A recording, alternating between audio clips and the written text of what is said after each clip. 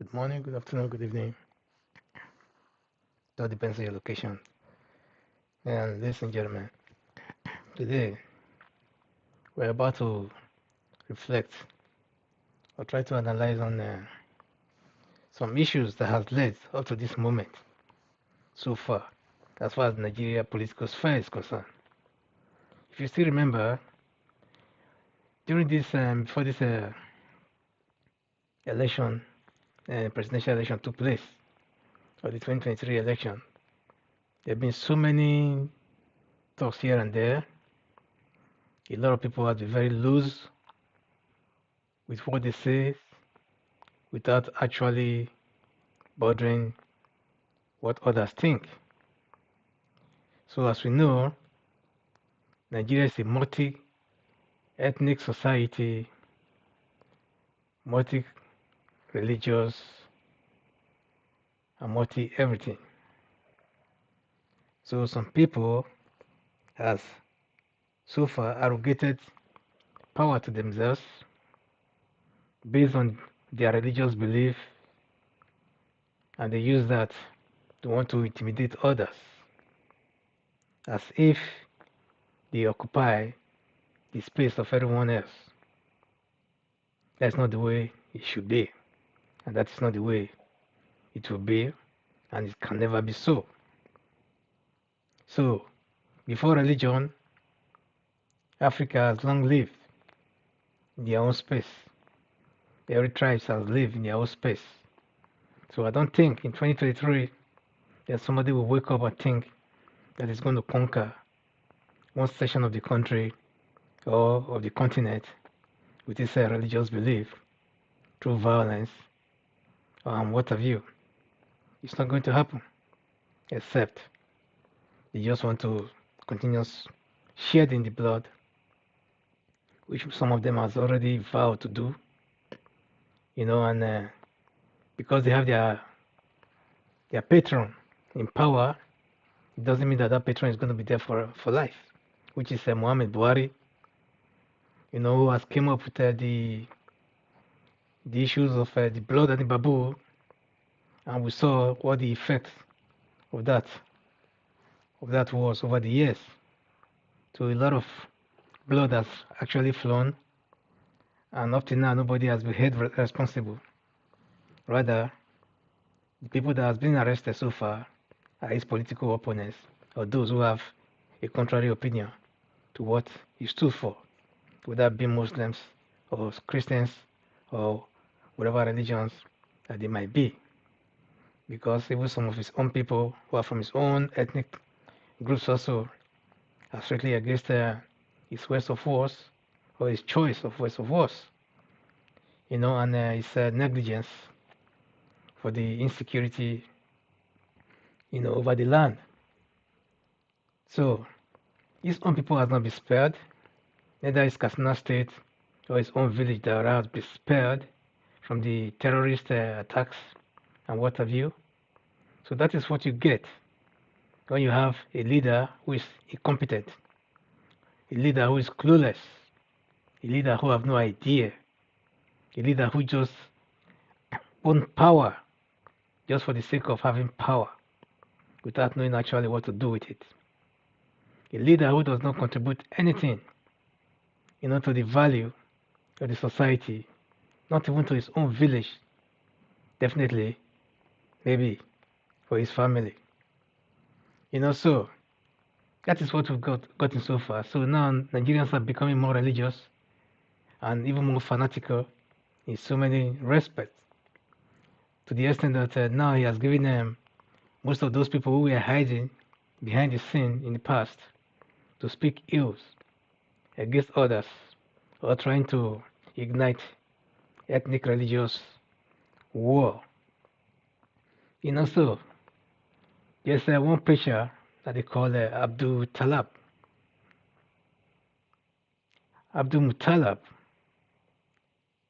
and Mohammed, sorry, AUWAL. He's a preacher from Kano State, and this man,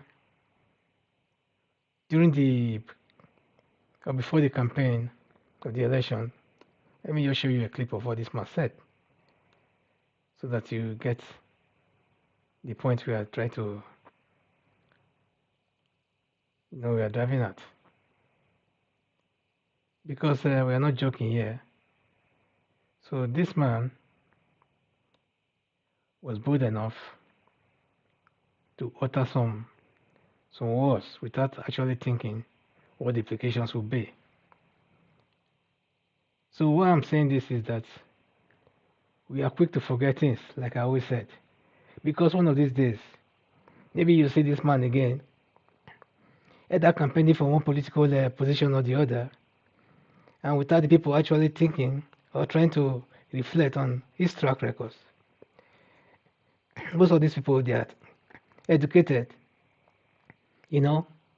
whether they are educated in the Western, with the Western education or with the Islamic education or what have you. Education is education. So don't take it for granted by thinking that maybe you don't know what he's talking about and stuff like that, or think that it's as foolish as it looks.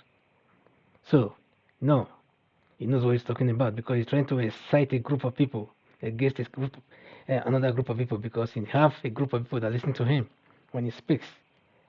So, after all, these days, the people that cause this problem in this world these days are not mainly graduates and people with a doctorate or PhD degrees and stuff like that. After all, Adolf Hitler never had any of such. But at the end of the day, when he had the power, he was able to galvanize even the professors, and the PhD holders and stuff like that to follow, simply because he have the followership. So that's the way we should be seeing things. We should not be taking things for granted by thinking that this man don't know what he's saying. So because at the end of the day, he knows exactly what he's saying.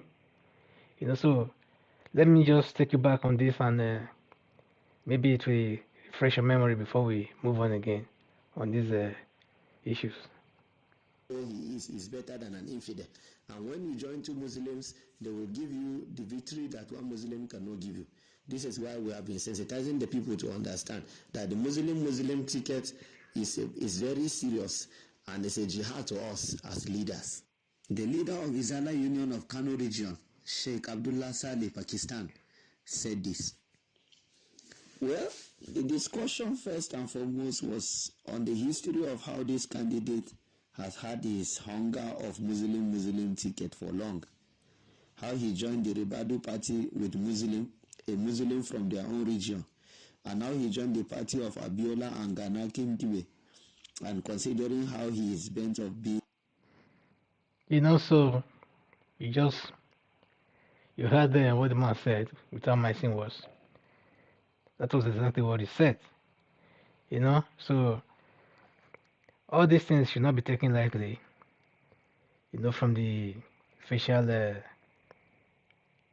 point of view and things like that. Sometimes we really have to deliberate on things and analyze, to try to see what these people are about, because there's a motive behind this whole thing. It's not like you should be expecting these people to just come out and just tell you or put a gun to your head before you start to understand what they are talking about.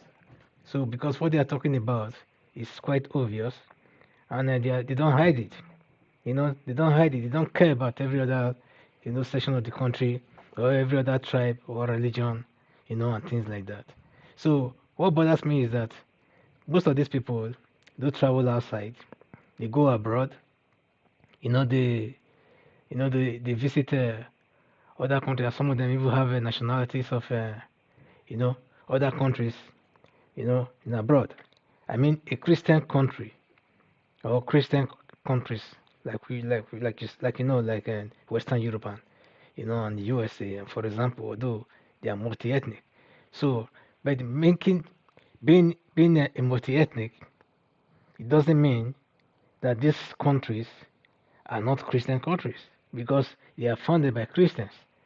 So, for they to allow Muslims, Hindus, Buddhists to come into their country to live and to dwell and to do their businesses and even live among them and even have their own, religious centers and worship centers and things like that, it doesn't make them foolish right?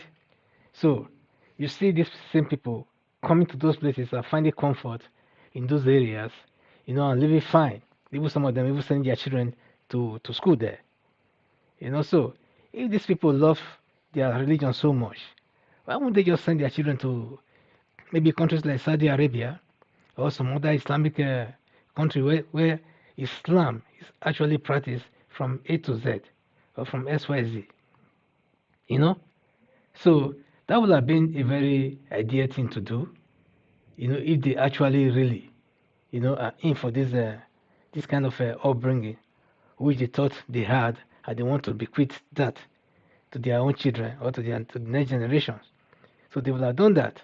So, but what I'm saying is that for them to be having this kind of conquest, mentality in their mind at this age and time, in the computer age, when people are thinking of how to develop and how to make things, how to be creative and make things work, then all of a sudden, someone is still coming in, at this time and day, to be talking about bring some religious sentiments to divide the people in order to cause problem.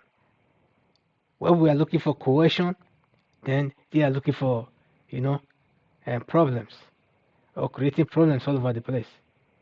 So even some countries that are even Muslims, that are let's say 90% or 80% Muslims, they are still fighting themselves to who knows, God knows for how many years now. Countries like Somalia, for example, they are fighting, and you start to wonder why. Why will a country like Somalia be fighting themselves because they have majority of Muslims, as I assume? So, but yet they are fighting because there must be a reason why they are fighting, either because of some ethnic or political differences and views and things like that. So you see, at the end of the day, this thing have nothing to do with Muslims or having to do with religion. It has to do with some selfish motives or some section of the country or some section of the people who wants to use this same religion because they think that maybe they have uh, some followership, and sometimes they start to think that they have even the majority why they don't even have the majority after all. you know so, and even if they think they have the majority, have they actually asked the majority of their people what they actually want? Do they really want that kind of system, at this time and age? They've not asked. So all they do is to try to speak for everyone, like they speak for their wives. Even if they ask their wife, even within their own family, I guess they'll be shocked. Or their wife will tell them even, or their wives, because most of them are, I mean, married to multiple wives, etc. Apart from their concubines and the rest, they'll be surprised that even those wives will tell them that no, we don't want anything like this. You know, we just want to live our life the way we know it, the way we have known it, like this, like this, like just to continue living our lives. Religion is supposed to be a private thing altogether. So it's not supposed to be something that you flash all over the place. When you go to the market, you flash your religion. Then you go to the workplace, you flash your religion. You go to school, you flash everything has to be religion, religion, religion. I don't think so. Religion is supposed to be a thing of the mind. So if you're a Muslim, good for you. If you're a Christian, good for you. If you're a pagan, or you call it an African religion, sorry to call it pagan, because I don't know what else to call it, because that's the so demonized that African religion that now we start to call it pagan or whatever thing that it means. But I don't call it. Let's say if you are an African traditionalist, it's also good for you. So whether you're a Buddhist or a Hindu, the same thing.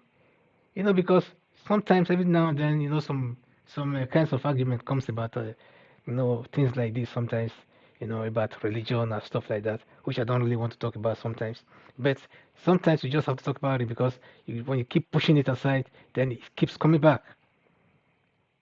So because a lot of people have been asking me to talk about make my comment and analysis on this Muslim authenticate issue, so, but to me, I've already said that before in my own little way, but to analyze what this man said is what this is about, because this man was keen on this very issue by bringing out this, this topic, to to be debated. I mean, to be, to present, to be presented, at a congregation that the APC Muslim ticket is equal to jihad. That it shows the supremacy of Islam in Nigeria. That was what he said. He tells the congregation to vote massively, for the APC, just because of the Muslim ticket, not because of competency, not because of any other thing, not because of whatever good behavior, not because of any track record of anything, simply because of Muslim ticket. So that is where he got it wrong. But a country like Nigeria that is multi-ethnic and multi-religious is not supposed to be, in any situation like this, whereby you start to set, religions, against themselves. You set the family against themselves. In one family, you see Christians and Muslims living together peacefully, peaceably, inside the same compound, inside the same family. The father is a Muslim, the mother is a Christian. The auntie is a Muslim, the uncle is a Muslim, is a Christian. Just like that. That is how they live over the years, without any other person trying to force, his own religion upon the other one. So when it's time for Ilya festival, then they all eat together, they all do everything together. When it's time for Christmas, the same thing, they all eat together. They live together. The children play together, they do everything together. Even the Christians even recite Quran together. And the same thing with the Muslim children. They also recite the Bible verses together without even actually having any special hatred upon each other, just because of religious sake. So what these people are breeding, is very unhealthy, for a country like Nigeria. That's what I'm saying here. So the man's name, like I said before, is ABDULMUTALLAB, MOHAMMED, AUWAL. He charged Muslims to consider the APC candidate, and his Muslim ticket as a call to jihad. At a special prayer session organized by Muslim clerics in Kano, northwest Nigeria, for the success of Tinubu candidacy, AUWAL informed that the Tinubu Shetima Muslim ticket had defined the supremacy of Islam. He accordingly urged all Muslim voters to overwhelmingly vote the Tinubu Shetima Muslim ticket on the day of the election. So you can see that. So this thing was so organized that, to the extent that they took it very, very seriously. This is not a joke. He said this meeting was convened by our group, Islamic preachers, and we have invited about 75 Muslim groups, including the Kaduna State Izala and the Jos Plateau Izala, the Salafia, Qadariya, Iwan, Muslims in Dawa, women in Dawa. Also here are groups like Yoruba and Igbo Muslim groups. Yoruba and Igbo Muslim groups. I don't understand that. Last but not the least, we have here the Kano Imams group. So when you bring 10 Igbos and you wear them kazak and things like that, and you say they should, pose as Muslims, then all of a sudden, then you think you had, Igbo Muslims. How many Muslims are there in Igbo land, even, to start with? Maybe there are Muslims in Yoruba land. That one is obvious. But how many Muslims do you have in Igbo land? In fact, the Muslims that you have in Edo alone is more than the Muslims you have in Igbo land as a whole. So, but what this man was trying to do here is to try to portray, like, okay, the three main religions, the three main regions, in Nigeria are represented here by the Islamic faith, or from their representative of the Islamic faith. So this man is just deceiving himself. This man is, in fact, this man is foolish to have even said that. He just spoiled the whole thing by saying that he have Igbo Muslims there and stuff like that. How many Muslims do you have even in the whole of Igbo land? Will you have even up to 1,000 Muslims in Igbo land? The whole of Igbo land, I'm talking of Igbo land that's about 70 million people. You can't even get up to 1,000 Muslims that are Igbos, except maybe another northerner who is living there in Igbo land. So, and that's what he's trying to portray here, that Igbo people who are Muslims and stuff, you know. So I know you can see an Igbo man answering Musa or what have you and things like that because he's trying to, you know, and because he maybe lives in the north and stuff, you know. But it doesn't mean that you know, the Igbos are actually Muslims. So if you have, for example, 7 million people and 70 million people, you have maybe even 50,000 Muslims. Then what is 50,000? Can you even say even 10,000? I'm talking about the whole of Igbo land, not even the percentage of that 70 million, you know, are Muslims. They will even have even up to even 100. Because what these people did during the Jonathan era, when they were paying money, for paying 5 million naira to guests, and they were kidnapping guests from the southeast, and then turn them to convert them to, force them to do a forced conversion, turn them to Muslims, marrying them and stuff like that. I still remember when one chief in Niger State, he kidnapped one Igbo girl, took her to Niger State. Well, God knows what happened to her. Then they said that she was a daughter of one pastor and things like that. And this the family was fighting to uh, take their daughter out of this thing after tracing their daughter and stuff like that. The palace of the king, she was kidnapped. I was restrained. So they were fighting to release this girl and stuff like that. They said, "Oh, this girl has been converted already and stuff like that. Therefore, you know, she's married and she cannot move." What? Who? The parents did not marry this girl to anybody. They let this girl marry herself. You know, so things like that. This is what they've been doing all this while. Just because you know people like this want to claim that maybe Igbos are or some Igbos are Muslim and things like that. So what I'm saying here is that this whole thing has to stop because this thing is going to only cause more problems and more confusion. I know that some people enjoy problems and confusions, but not others, not all others enjoy these things. So this man is one of them. So he has not hidden his face.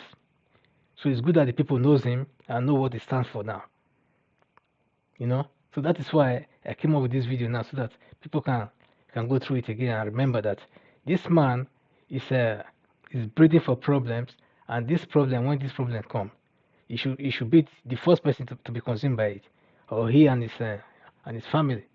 So if you so believe in all this jihad that he's calling for, let his blood, you know, and I mean spill on the land, so that the land will have peace. It's as simple as that. Because why will you be calling for jihad where there's no jihad? You call it for war where there's no war. What kind of war are you calling for? Religious war or political war or what have you? War is war.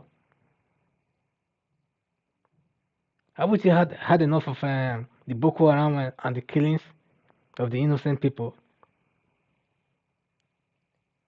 So, but my surprise again is that when this man called for this jihad, up till now nobody has arrested this man. Nobody has questioned him over anything. This man is still running free, you know, and still talking loud, especially in the north. Even if you come to the south, who is going to arrest him for now? After all, Buhari is still there. You know, so people like this should not be running free. This man should be arrested immediately and should be questioned. You have to respect and how he said it, so that the future we at least hold him responsible if anything goes, you know, goes contrary to what he's supposed to. Because the next night they will come out again, and when they see that maybe a Satan, for example, now is in his power, or especially a Christian now, then a man like this now, you see him now, he become a bootlicker again. Then the next thing he will start to run around, you know, calling, oh, the Christians are my friend, and this, I never have any problem with. But yet he has declared war against non-Muslims, where there's no war at all. Why would he just hate people just because of religious beliefs and things like that? At this age and time, go and check his friends, check his families, and check his children. You will see that his children are schooling somewhere, you know, abroad. in an unbeliever's terrain. Their teachers are unbelievers. They are getting the knowledge, whether on Western education and things like that, or whatever thing you want to call it. So, but when it comes to other things, then you declare war against the same non-believer because they don't believe in your own religious belief. Even if they are Muslims, if they don't believe in your own version of what your Muslim belief is, then you turn against them as well. Just like they were clearly Shiite in Kaduna, Kano, and all over the north. Are they not Muslims? They are Muslims. So these are the problems we are having or we are facing. So what I'm saying here is that people like this should be put in check, and anything he says should be used against him and should not be disregarded. So it's as simple as that. So that is it. All this whole bullshit that these people have been saying, and these people they always go by the name, by the name like cleric, and stuff like that, and leaders and things, because these are the things that they use, to try to gather, to gather more, to gather more respect, that they don't actually deserve, and try to wear some robes that are too big for them to wear, because deep down in their mind is full of hatred. So that is it. He said all Muslim leaders know that the Muslim ticket is not about mere promises or breaking dividends of democracies like roads infrastructures. This ticket is about the supremacy of Islam. This ticket has honored Islam. Therefore, we will honor it with our ballots. So I hope it was not said with our blood. So he said with our ballots. So say furthermore, he said remember that a Muslim, he said a Muslim is always better than an infidel. He said what more of two Muslims combined? This informed why we undertook to create this awareness and to let all of us know that this Muslim ticket is a call, for jihad for all Muslims. So that is it. Then later, the other man was trying to analyze this whole thing. Another cleric, who is the leader of Izala sect in Kano, Sheikh Abdallah Saleh, Pakistan, disclosed that Tinubu had over a long time promoted the enthronement of a Muslim candidate. He said, we have discussed extensively on how this candidate, Tinubu, has for a long time strived to actualize the Muslim ticket. So, this one is for those and let's say Southwesterners who don't understand this politics sometimes, because sometimes we argue about some things and some people take it out of context and some people think that, oh, you are just saying this thing because you just don't like this man or whatever. I've said it before. If a jihad will happen in Nigeria and if a religious war will happen in Nigeria, that religious war will not be sponsored by, it might be sponsored by another, but it will be led by a man from the southwest. Because it happened between Awolowo and Akintola before. And Tinubu again this time around, is spearheading the whole thing. So this man, like he said, in his own word, he said Tinubu paired Nuhu Ribadu with a Muslim Yoruba back then. I was also instrumental to the Abiola Kingibe Muslim ticket. On his part, Kano State Governor Umar Abdullahi Ganduje asserted that the Tinubu Shetima ticket will be supported by all Muslims, insisting that the practice was not new in the country. So Muslim ticket is not new to Nigeria. The Abiola Kingibe Muslim was overwhelmingly voted Muslims, and it succeeded. Unfortunately, a military junta nullified the victory. Another opportunity is here, and thank God we are now in democracies. No one can annul the election. Gandhi Jihad. So you see what they are trying to refer the that is the era of the 1993, the Abiola and King Ibe's candidacy, because that candidacy was actually meant to that is to jettison the military rule, and enthrone democracy by all means at that time. So in whatever this thing that they tried to play at that time, and the tension then between the Muslim and between the Muslim and the Christians was not as broad as it is now, because the Boko Haram has created a very big void, as far as the Muslims and Christians and other religions are concerned, you know. So, but then it was not like this. But now it's very broad, and now everybody is very sensitive. And they also what happened also, with the Iraq and the killings of the non Christians and stuff like that. So a lot of people are very sensitive this time around, as far as religion is concerned. So nobody is saying you should not practice your religion, but they are just saying, please don't come to my space, don't invade my space. Keep your religion to yourself and stay in your own part of the country, or stay in your own part. If not, if you trespass my own area, I might get nervous. So that is what the people are actually. So this is not the timing; it's a very wrong timing. So, but assuming we have a Christian ticket in a country like Nigeria, what would the Muslim have been doing by now? Have you ever thought about that?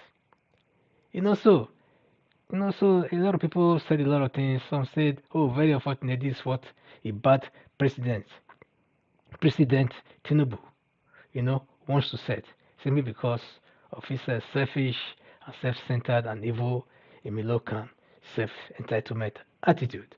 You know, so and the other one said this jihad they should be ignored. He said one not has long died. This election is going to be like 2011. Peter Obi will be declared winner after all the shenanigans. So that is it. So, but all these things happen. So someone say, I hope so, but remember, a software beavers is only as good or accurate as the person who feeds or punches data into it. So which is the reggae that actually happened, after this whole this thing, because so we know how this whole thing, turned out. So the dirty Thomases, you see, among the Christians and non-believers, have been told to their face, the agenda is clear. So let those dirty Thomases, those who don't believe that, people can still be talking like this at this age and time, like you cannot do, anything, I can say what I want to say, and I don't care about whatever religion that you practice and stuff. So these are the things that's going on. So the other one said Christians should vote massively as well as prepare and assemble a coalition to go to war if there's rigging. The rigging has took place already. So nobody wants war. So but we have to still wait for the court to make its own pronouncement on this whole issue. Then this guy said Christians are being told to vote for Obi, and we have the clips. But who cares? Ijagaban na Shango man. I will vote him. Gong. So that's according to him. So you see, the election was trying to some people were trying to play that religious card because somebody has raised, something. But at the end of the day, we saw how the whole voting pattern goes. Obi, who is a Christian, have the support of Muslims and Christians alike. So the same thing happens to the other side. So Tinubu also have the vote of some Christians and Muslims alike. That's how Nigeria normally operates. So but these people, what they were trying to do was to share the country or divide the country into two. So but Obi was the one that neutralized this whole thing, that make it the third force. If not, if it had been a two-party thing, if Obi were to be the one running against Tinubu, then we'll have seen that definitely Obi would have won this whole thing. If it was free and fair, for example, Obi would have just won Tinubu like maybe 80%. So if it's like 80% win for Obi, do you think that 80% will have been Christians alone? No. to be Christians and Muslims. So even now that is three force, the third force, like Tinubu, Obi, and Atiku, we still saw that Obi still won. But they got so confused, even won Tinubu in his own Lagos state. Won him hands down, like 70%, in Lagos state, where Tinubu is from. So, and then all of a sudden, then they started jumping from pillar to post, then trying to rig the elections, and they ran the election barefaced, last minute to the closing of the ballot. Yet in Rivers State, Obi was still leading with about 23,000 votes, with just 2 local governments left. Then all of a sudden, they twisted those 2 local governments and give those 2 local governments, inflate this thing so far, the numbers, and give it to Tinubu, that makes him to win over Obi. So that one is yet to be decided by the court, because the whole thing, like the beavers, has already proven that Obi actually won Rivers State, he actually won Benue State, he actually won Lagos. That one is known already, and he actually won FCT. So Obi already is far ahead of Tinubu and what do you call him, Atiku. So that one is clear. So, but the pronouncement is just left for the court to just be bold enough to make it. Because people like this, who are bent on using Islam or bent on using religion to do their own thing, they might as well still be the people that will still be going around trying to see if they can get a judge who is turned on their own side, and be bent on doing their bidding. Apart from that, Obi is the president-elect. So that is it, my brothers and sisters. So but what they fear is that we should all open our eyes, and see what's going on, and should not close our eyes to it, because one is either scared of saying the truth, because one stupid, retarded fool, is talking the way he thinks he have to, in order to create another Christian Muslims or African religion, another religious group against themselves fighting. Because at the end of the day, if something like that should happen in a place like Nigeria, it's the outsiders that will come and be getting everything for free.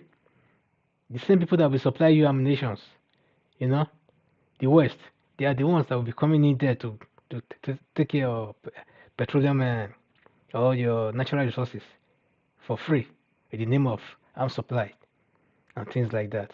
So you can kill yourself for the next 10 years, 15 years, just like Somalia. Who will care then? So, but who knows what may happen? So, but at the end of the day, I don't think Nigerians are prepared for that, because everyone is wiser, than usual. So this is not 1970s or thereabout and things like that. People can now, take care of themselves in so many ways. So a man like this should be arrested immediately before he starts to spill blood all over the place with his mouth. Because there are children that he can talk to, then the next day, then they wouldn't even know what they are doing. He'll be bewitched to the extent that they go and pick guns and pick things and start to, go around and causing mayhem all over the place. So we don't want that. We don't want that at all. So that's why we are speaking out now. So everyone should speak out and do their own bidding in order to minimize the effect of what this thing might bring. So that is the issue here. So this man, ABDULMUTALLAB, MOHAMMED, AUWAL, the Kano preacher, should be arrested immediately, and he should be brought to book. So he should not be an exemption. He should not be above the law. So that is the point here. He shouldn't be above the law, because Obi have not said anything, close to what this man just said when he was being said to have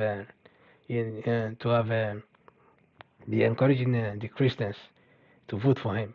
If Obi said the Christians should vote for him, that is fine. But he never said the Christians should be waging war against the Muslims.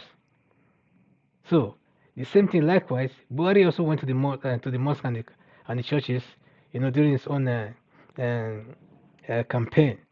Even in 2019 here, campaigning for, for the Christians to vote for him. Nobody ever saw, or I never saw, nobody was ever talking about his religious lineage then and things like that. So I don't know what these people are trying to dig up, but whatever it is, it doesn't smell or look good. So the stuff should be put to it, and ladies and gentlemen, we should shine our eyes very well and know what we are doing, and shouldn't be swayed in one way or another by this disgruntled and Muslim fanatic, or people who don't even know, their left from right. So that is the point. The point is that we should open our eyes very clearly, and do things accordingly to how we should do things. And national interest should be our motivation and not just religious interest only. So competence should play a role in how we choose and how we relate with others, not only based on religious, sentiment or religious beliefs and things like that. That's the point. So, like I said before, this man should be arrested immediately. The earlier this man is arrested, the better for all of us. So, that's my point. So, whatever you think, please let us know, and